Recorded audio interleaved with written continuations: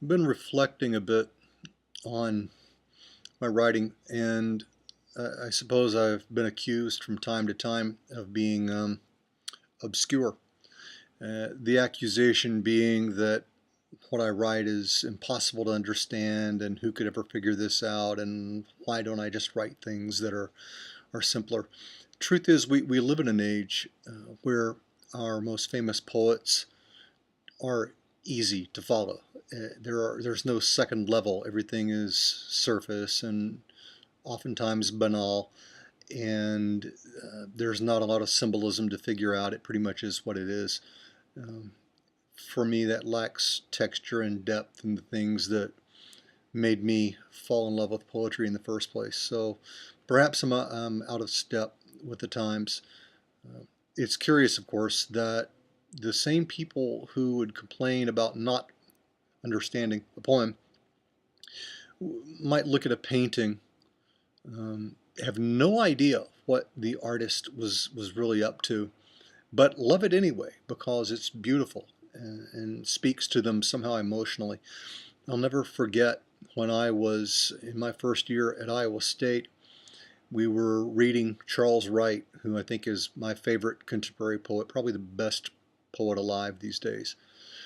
And he's very complex. He's very hard to understand in some cases. If you mean by understand, what is the meaning? It's hard to follow literally.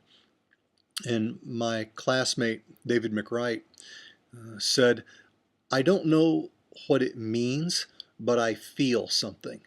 And that was sort of a defining point for me because I think at that point I sort of decided to give full rein to writing what what popped into my head, whether or not I could explain it, whether or not other people got it or not. I was joking with my friend Jim Booth that if anybody ever asks after I die to describe my poetry, um, call it, what was the term I used?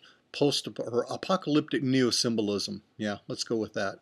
And tell people that I probably read way too much Book of Revelation when I was a child. So I want to read one today, maybe embarking on a little series here.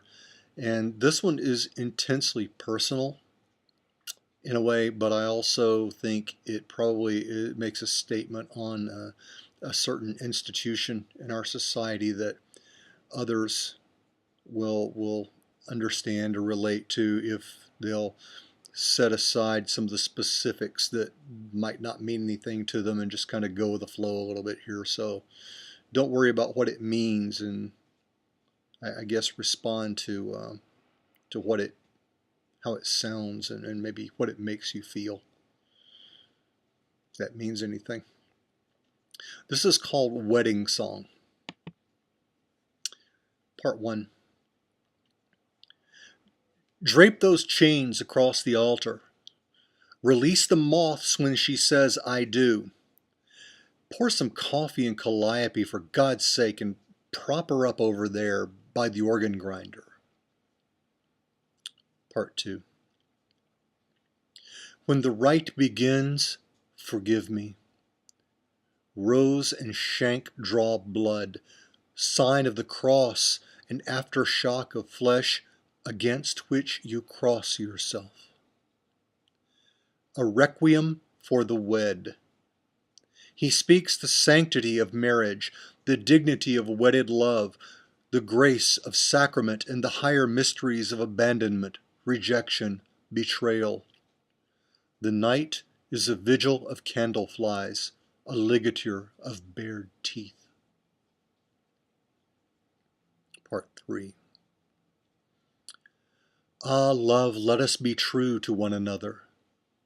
Goose-stepping at spear point along a crumbling cliff edge, where raptors take the measure of a sword-full sky. Part 4. Choirs of marionettes convulse our husks towards the bridal chamber. The most we can dream are orchids fluorescing in a bone cage. Thanks.